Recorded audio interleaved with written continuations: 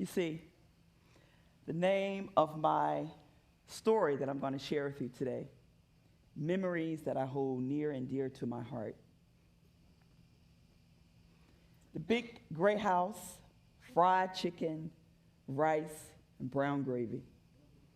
Yeah, sounds pretty exciting, right? You're probably wondering, what do all those things have to do with anything?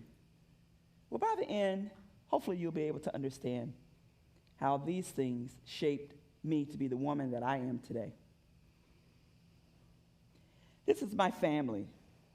My mom, Lois Jean Lodmore, a proud woman of 5 beautiful children. She was divorced, single. She never remarried. She'd always say, Jesus is my husband. Okay, Mom. All right. She was strong. She was resilient. She was confident. She was faithful. She was a Christian. She was an encourager. And she was strict. She was a woman who didn't play about her 5 children. Lois Moore and her 5 kids. My brother, Preston, with the burgundy suit on, me in the back, my mom in the middle, my baby sister Eva in the front, my sister Jackie to the right, and my brother Terrence in the back. He was the rebel in the group, always got in trouble. My mom was tough, but I appreciate the toughness that she gave us as children. She was soft-spoken, but she had a stern voice, too, that would shake you up and check you and make you get yourself together. My nickname was Brent.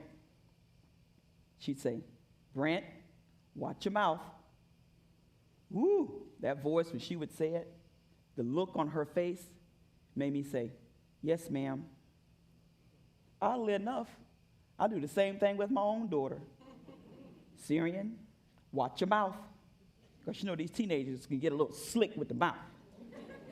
And Syrian gave me the same look today that I used to give my mama growing up. Thanks, Mom, for the look and for that stern voice, because it works. When I was a preteen, I used to think my mom was the devil because she was so strict. We didn't have sleepovers. You ain't sleeping over at nobody's house. You're not going to hang out with friends that she didn't know. She got to know who the mama, who's the daddy, who's the grandfather, who their people. You don't sleep over people's house. Thought she was strict. I felt like she was the devil.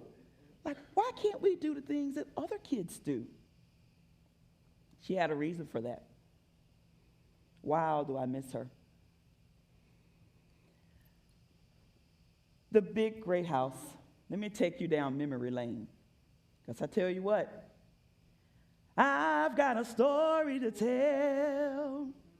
The memories that still hold fast to my heart today.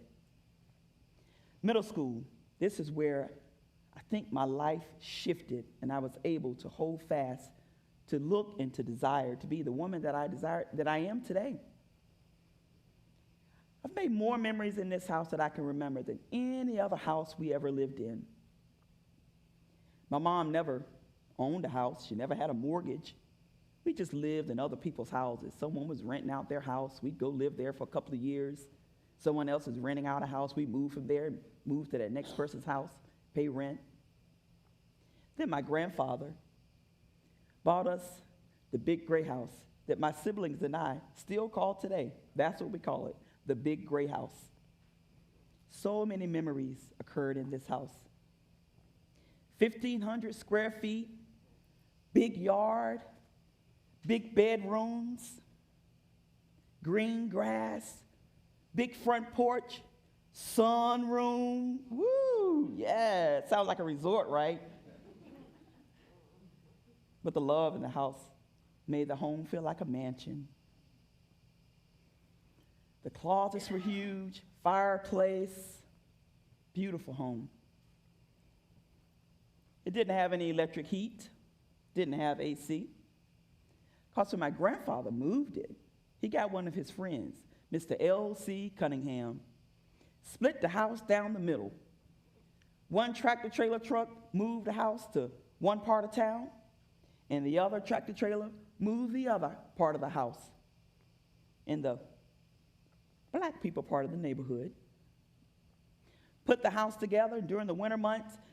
That 1.5-inch crack, the draft coming through that crack during the winter would keep the house so cold.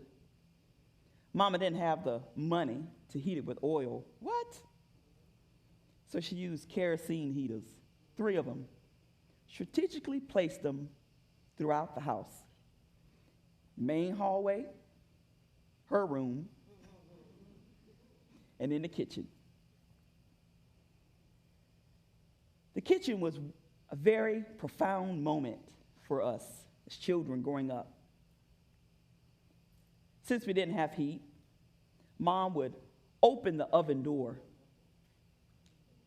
crank it up to about 500, turn on every eye on the stove, close the kitchen door so that you can have some privacy to take your bath. She'd call us one by one. June, take your bath. Jackie, get up, baby. We call her sister. Take your bath, baby. Brent, I don't want to get up. Brent, get up. Get up. Go take your bath. Terrence, Eva, we'd get up one by one, walk through the cold house, run to the kitchen, because we know that's where it was nice and warm, take our bath, and get ready for our day. This house cost my grandfather $4,500, according to my brother Terrence. It's probably a lot of money back then in the day. But I tell you what, we had some struggles in this house. But Mama used to say, be thankful for what you have. Some children don't even have this. Be thankful.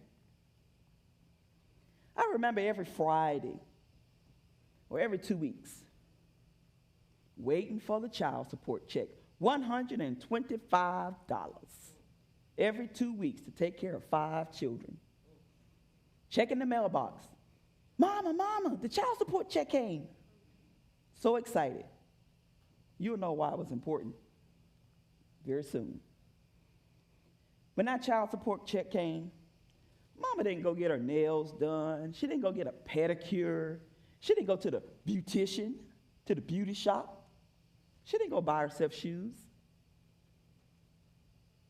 She bought June a pair of shoes. She might buy Jackie a blouse. She might buy me a pair of pants.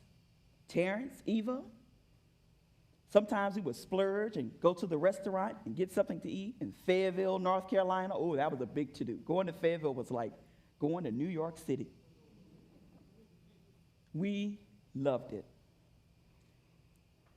Mama made that $250 a month stretch like a rubber band. Yes, she did.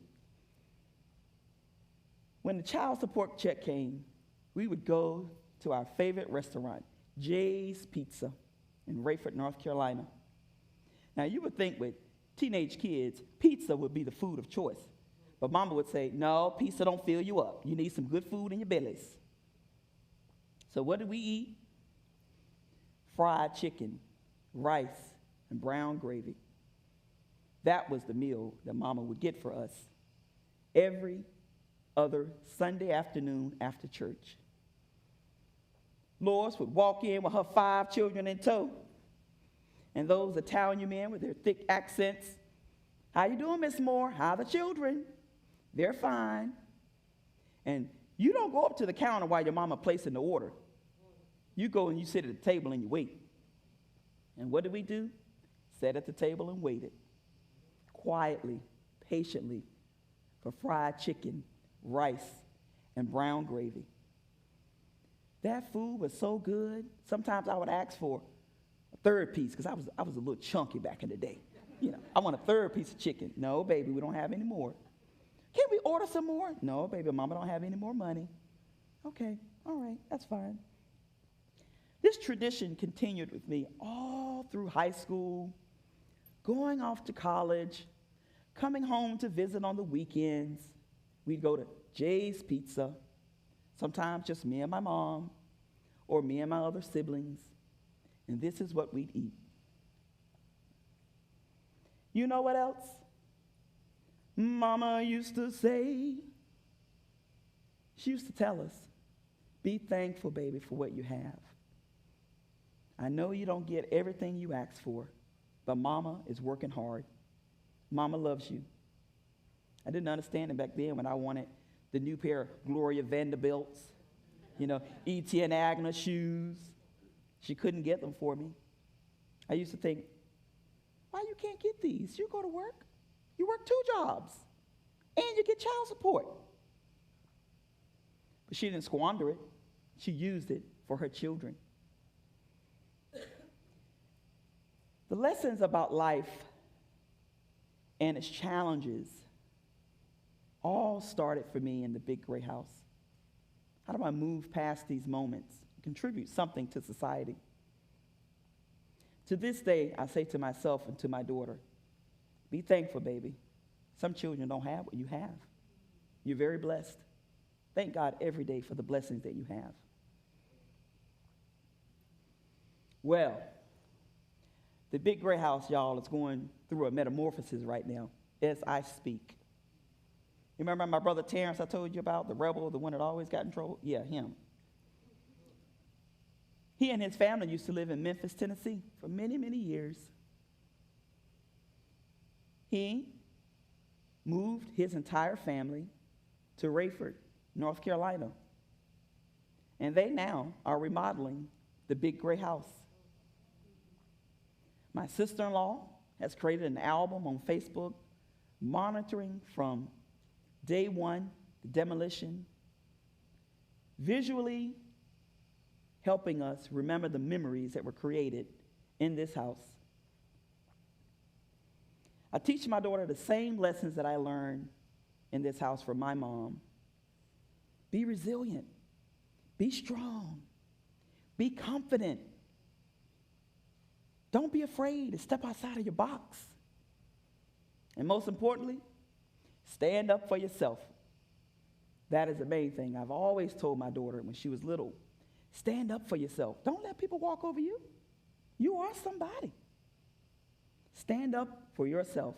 That's what my mom taught me. That's what I teach my daughter to this day. We've got to create new memories in this house now that my brother is remodeling.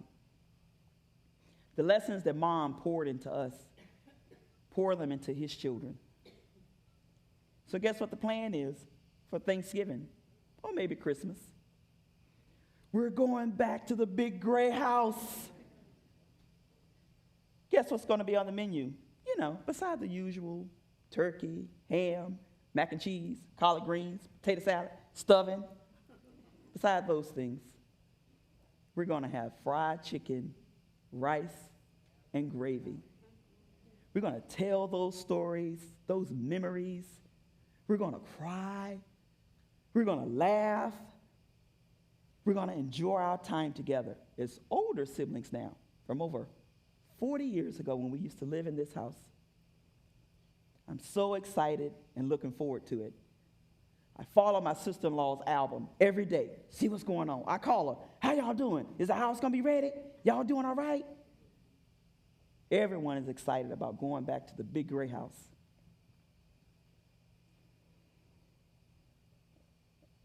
The excitement that I think about with my mom and the memories that occurred in this house, sometimes they overwhelm me to a point of crying.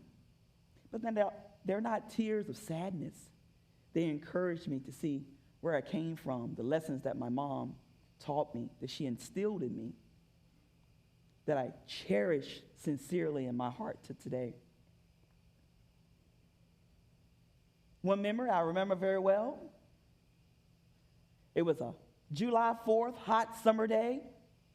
I was playing with sprinklers outside by myself, and I threw the sprinkler in the field, high, tall grass, stood there and saw the field catch on fire.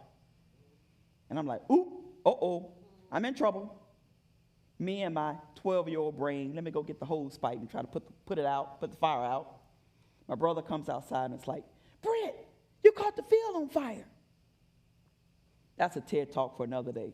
And a lesson. And a lesson. Don't play with sparklers and hot, dry fields. But I tell you what, the last thing Mama used to say, stand up for yourself, baby girl.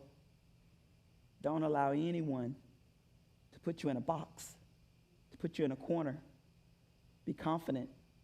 Be strong. Be curious. Be adventurous. Love people. Take care of your family. Those are the lessons that my mom taught me. She was the best mom in the world. No disrespect to your own mom. I love her, and I miss her, and I love the lessons that she taught me. Thank you.